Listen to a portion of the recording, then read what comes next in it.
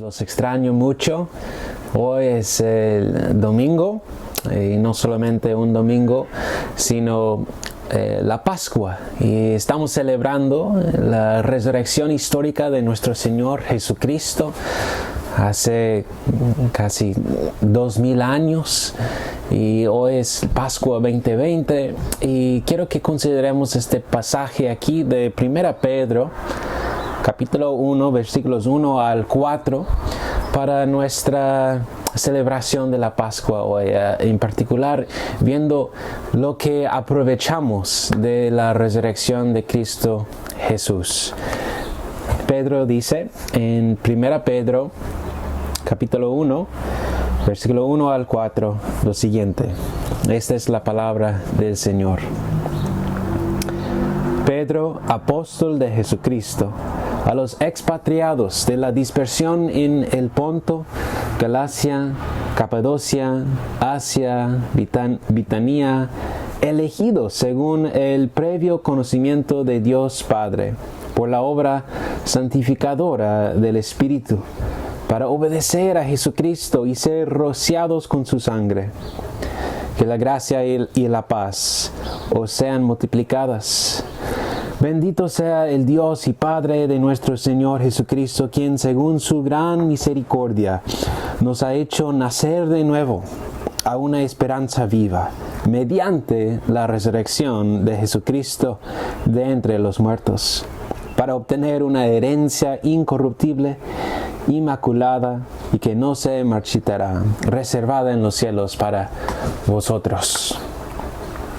La palabra de Dios. Que Dios, el Espíritu Santo, ilumine nuestro corazón para poder entender y aplicar este pasaje. Pues estamos celebrando hoy, hermanos, el momento histórico cuando Cristo resucitó de entre los muertos en aquella mañana. Tan asombroso fue el momento para los primeros creyentes y los testigos oculares, incluyendo a Pedro mismo, que vio al Señor Jesucristo aquella mañana. Y creemos que con tal momento, con tal obra del Señor, nuestro Dios, resucitando de entre los muertos, Jesucristo, que todo ha cambiado, todo en este mundo ha cambiado. Ahora unidos a Cristo con fe, creemos que su resurrección ha cambiado nuestra propia identidad, nuestro rumbo en este mundo y también nuestro destino final. Y esos serán nuestros 3 puntos de hoy al considerar este pasaje aquí. Primero vemos nuestra nueva identidad en Cristo Jesús en versículos 1 al 2, donde Pedro menciona ciertas cualidades de la identidad cristiana ahora unidos a Cristo Jesús. Y dice que somos elegidos. Y en el griego esa es la primera cualidad que se presenta en el texto, y vemos que según el previo conocimiento de Dios el Padre, es decir, su predestinación, seguidores de Jesús fueron escogidos desde antes la fundación del mundo, como dice en Efesios 1. Tal vez recuerdes cuando en tu niñez los otros niños estaban escogiendo sus equipos, escogiendo niños para ser jugadores en su propio equipo, y todos, ¿no? En tales momentos estábamos ansiosos. ¿Quién va a escoger? ¿Y cuándo me van a escoger a mí para jugar? Y estábamos como rogando en la mente, por favor, no me dejen al último, ¿no? Y no se siente bien cuando tú eres la última persona escogida para tal cosa. ¿Y por qué? ¿Por qué no se siente bien? Pues revela una evaluación de tu talento o falta de talento, ¿no? Y al contrario, si ellos te escogen primero o uno de los primeros, eso revela otra cosa. Te vuelas porque te ven a ti como alguien con talento, alguien con valor para jugar con ellos.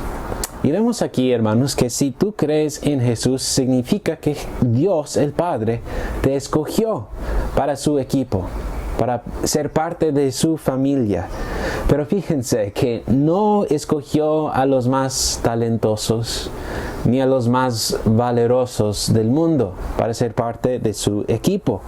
Al contrario, vemos mucha evidencia en la Biblia que Dios escogió por diferentes razones. Por ejemplo, en 1 Corintios 1, 26 a 29, dice esto: no hubo muchos sabios conforme a la carne, ni muchos poderosos, ni muchos nobles, sino que Dios ha escogido lo necio del mundo para avergonzar a los sabios, y Dios ha escogido lo débil del mundo para avergonzar a lo que es fuerte. También Dios ha escogido lo vil y despreciado del mundo, lo que no es, para anular lo que es, para que nadie se jacte delante de Dios.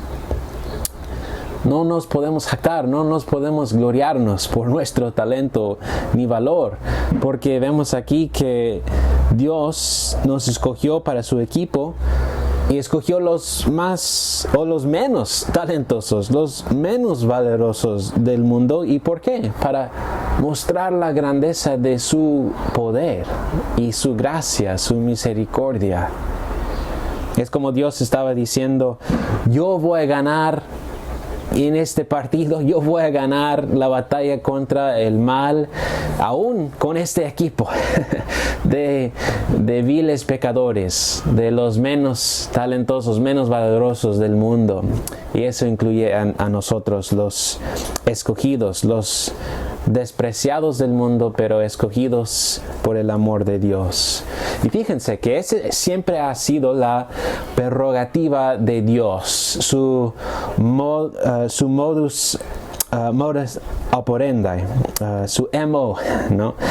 Por ejemplo, en Deuteronomio capítulo 7, 6 a 8, Dios dijo esto a su pueblo Israel: el Señor tu Dios te ha escogido para ser pueblo suyo de entre todos los pueblos que están sobre la superficie de la tierra. El Señor no puso su amor en ustedes ni los escogió por ser ustedes más numerosos que otro pueblo, pues eran el más pequeño de todos los pueblos, mas porque el Señor los amó y guardó el juramento que hizo a sus padres. El Señor los sacó con mano fuerte y los redimió de casa de servidumbre, de la mano de Faraón, rey de Egipto.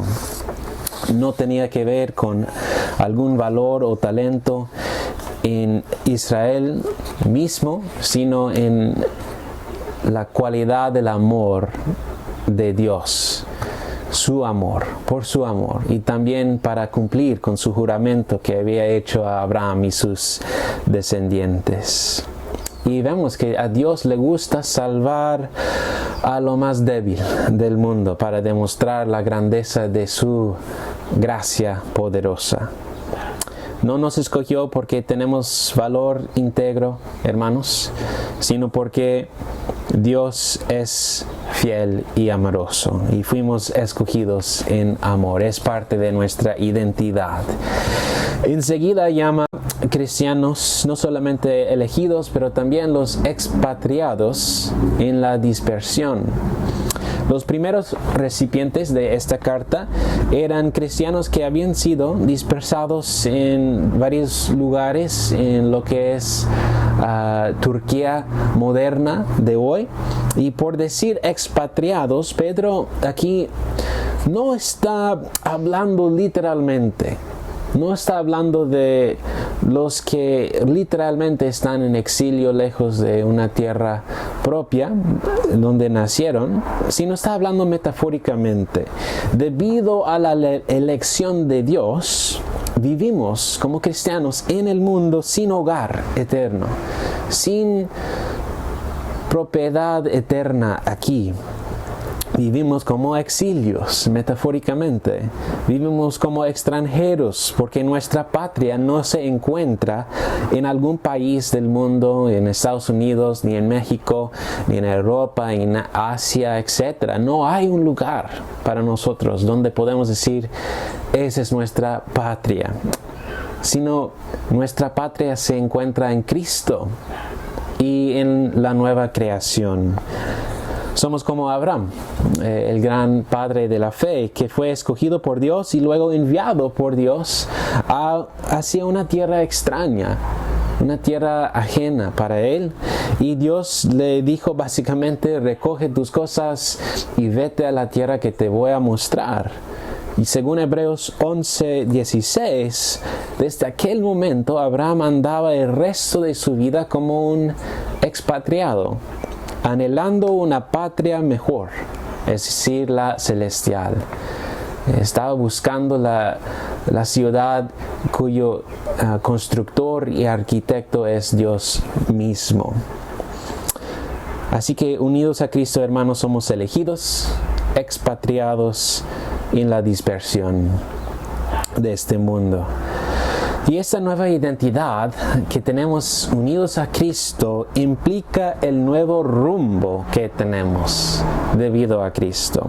Y versículo 2, Pedro muestra aquí para nosotros cómo la Trinidad, el Padre, el Hijo, el Espíritu Santo juntos han obrado en la salvación para sacarnos de la maldad en que estábamos y para enviarnos con un nuevo rumbo hacia la santidad, hacia obediencia, hacia la perfección. El Padre nos escogió, dice, por la santificación del Espíritu para obedecer a Jesucristo y ser rociados con su sangre. Pues ¿a qué se refiere todo eso? Parece que se refiere a nuestro bautismo, cuando fuimos rociados con las aguas de regeneración. Y así, por medio de nuestro bautismo, el Espíritu Santo estaba separándonos de los incrédulos del mundo y consagrándonos al Señor, para servicio al Señor. Fuimos consagrados a Dios y puestos en una nueva peregrinación con un propósito, en particular con el propósito de obedecer al Señor Jesucristo. Y en ese lenguaje creo que hay un eco de lo que se encuentra en el Antiguo Testamento, la gran obra de salvación en el Antiguo Testamento. ¿Cuál fue? El Éxodo de Israel, cuando Dios sacó esa nación escogida de Egipto, de la mano de Faraón, la casa de servidumbre, para enviarles hacia una nueva dirección en su peregrinaje en el desierto hacia la tierra prometida. Y Dios sacó a Israel ¿de qué? Por medio de las aguas partidas en el Mar Rojo. Pasando por en medio de las aguas, fueron rociados con el agua de los dos lados, paredes de agua, rociados con el agua. Y por tanto, en 1 Corintios 10, Pablo dice que ellos fueron bautizados en el Mar Rojo con Moisés. Entonces, su éxodo de Egipto simbólicamente fue su nuevo nacimiento, el nuevo nacimiento de Israel. Y por eso en Osea 11:1 Dios dice: cuando Israel era niño yo lo amé, y de Egipto llamé a mi hijo. Y en la historia del éxodo Dios llama a Israel su primogénito, primero de nacer, ¿no? y nacido para servir al Señor. Luego ellos hicieron un pacto con Dios al monte Sinaí y fueron rociados con la sangre de novillos, becerros. Y en esa manera estaban así iniciados en un pacto especial con Dios por medio de la sangre rociada después de su bautismo en el Mar Rojo para servicio sagrado al Señor, separados del mundo y consagrados al Señor. Por comparación, en versículo 3, Pedro dice que Dios nos ha hecho nacer de nuevo. Fuimos iniciados, hermanos, a un mejor pacto de gracia ratificado con mejor sangre, la sangre rociada de Jesús. El último sacrificio para el perdón completo de todos nuestros pecados. Y por tanto, después de nuestro bautismo, que visiblemente representa el rociado de sangre y nuestro nuevo nacimiento, tenemos nuevo rumbo en el mundo, un nuevo rumbo hacia una dirección gloriosa. Obediencia al Señor Jesucristo. Ya no vivimos para nosotros mismos, para cumplir con nuestros propios deseos y nuestras propias preferencias según el estilo del mundo, sino que vivimos para obedecer a Cristo, nuestro Rey humilde y amoroso, y para mostrarnos agradecidos por su sangre derramada y por su resurrección de entre los muertos. Por eso vivimos ahora, para mostrarnos agradecidos con gratitud en nuestro corazón. Y fíjense, en versículo 3 aprendemos que en Cristo hemos nacido de nuevo. ¿Cómo? Mediante la resurrección de Jesucristo de entre los muertos. Cristo es el primogénito de entre los muertos, y todo que se muere unido a Jesús también se resucitará en el último día con Jesús. Pero no todo eso está por venir. Vemos que ahora mismo experimentamos el poder de su resurrección en nuestra vida nueva en Cristo Jesús. De eso, Romanos 6:4, Pablo dice: por tanto hemos sido sepultados con Él por medio del bautismo para muerte, a fin de que como Cristo resucitó de entre los muertos para la gloria del Padre, así también nosotros andemos en novedad de vida. Nueva vida ahora tenemos, debido a la resurrección de Cristo Jesús, una resurrección interior en nuestro espíritu, la regeneración de nuestro espíritu con el poder de la resurrección de Cristo. Por eso, si estamos unidos a Cristo, Pablo dice en Romanos 8:11, el espíritu de aquel que resucitó a Jesús de entre los muertos habita en ustedes. El mismo poder que resucitó al Señor Jesucristo de entre los muertos, venciendo la muerte, el mismo espíritu de poder reside en nosotros, el Espíritu Santo, dando vida a nuestros cuerpos mortales para poder matar al pecado en nuestra vida y vivificar esa nueva vida, el fruto del Espíritu, fruto de la nueva creación en nuestra vida cotidiana. Y ese es el nuevo rumbo a que nos dirige Dios en el mundo, hacia obediencia al Señor, consagrados para servirle, para cultivar vida y matar el pecado hacia nuestro destino final. Y eso es el último punto, que después del éxodo de Egipto, vemos que después de su nacimiento de nuevo y después de ser rociado con sangre, Dios puso delante de Israel la tierra prometida como su herencia, la herencia prometida a Abraham y su descendencia. Por comparación, para nosotros nacidos de nuevo en Cristo y rociados con su sangre, Dios ha puesto delante de nosotros una herencia mejor, la verdadera tierra prometida, la tierra que anhelaba a poseer Abraham mismo, la patria celestial. ¿Y cuál es? Es decir, la resurrección de nuestros cuerpos, propios cuerpos, y para habitar así en la nueva creación, el nuevo cielo y la nueva tierra.